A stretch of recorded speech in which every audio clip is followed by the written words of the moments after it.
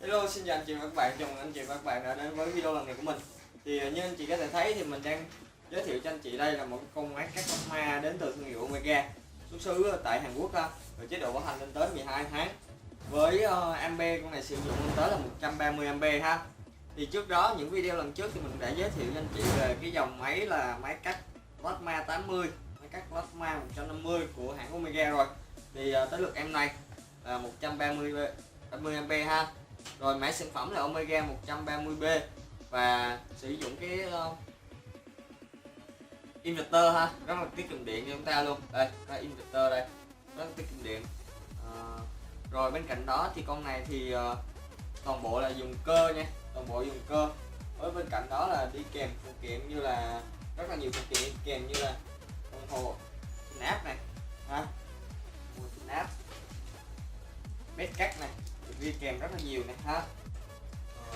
Không thể thiếu là một bộ dây kẹp mát này nha anh chị nha, một bộ dây kẹp mát và một bộ súng súng cắt plasma đây, rất là dài ha. Bộ này dài 8 mét nha anh chị nha, rất là dài luôn. Như anh chị thấy thì đây, bộ này là chuẩn Hàn Quốc luôn nha, nó rất là xịn ha.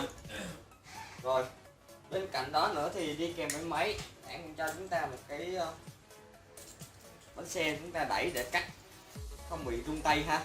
Đây, rất là thuận tiện luôn, rất là tiện lợi luôn nha. Rồi khóa lại, đẩy lên ha, đấy, rất là dễ dàng sử dụng ha. Rồi bây giờ mình sẽ đi sâu về phần máy hơn.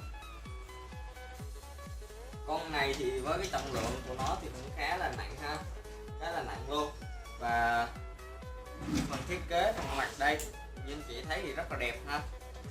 Bên cạnh đó thì đây là cái bộ phận nút nguồn này, khá là đơn giản này, và đèn báo hiệu này, toàn bộ bằng cơ ha, đồng hồ cũng đồng hồ cơ này.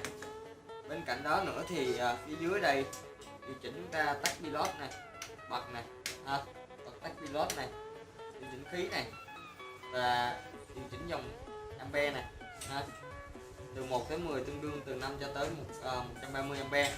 Bên đây là cái bộ phận cầu trì của máy này, rất là an toàn ha. LGBT inverter rất là tiết kiệm điện, máy cắt plasma. Rồi phía dưới đây thì nó cái bộ phận để chúng ta gắn súng cắt ra. Rồi phía bên hông phần máy này,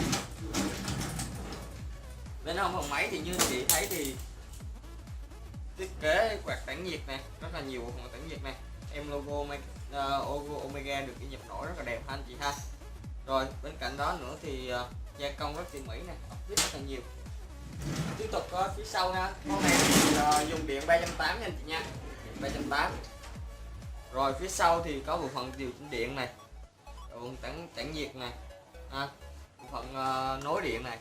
Rồi bên cạnh đó đây là tem thông số kỹ thuật này ha.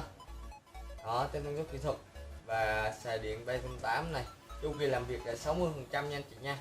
Trọng lượng thì tầm khoảng 70 kg, cũng khá là nặng ha. Khí vào đây, gắn đồng hồ vào chỗ vị trí này nha, gắn đồng hồ vị trí này. Rồi, máy rất là đẹp luôn. Đó.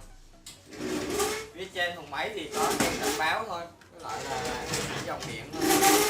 Đó, máy thì rất là chuyên nghiệp luôn, dòng này là chuyên dụng cho công trình lớn ha, xài sử dụng rất là nhiều. Với cái ampe này thì rất là vừa túi tiền, giá thì vừa túi tiền và ampe đạt tới các sâu con này lên tới 30 ha, và các sâu lên tới 30 và các đẹp lên tới là 20 ha anh chị ha.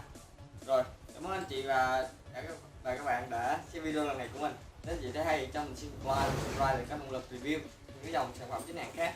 Xin chào và hẹn gặp lại anh chị ở những video lần sau.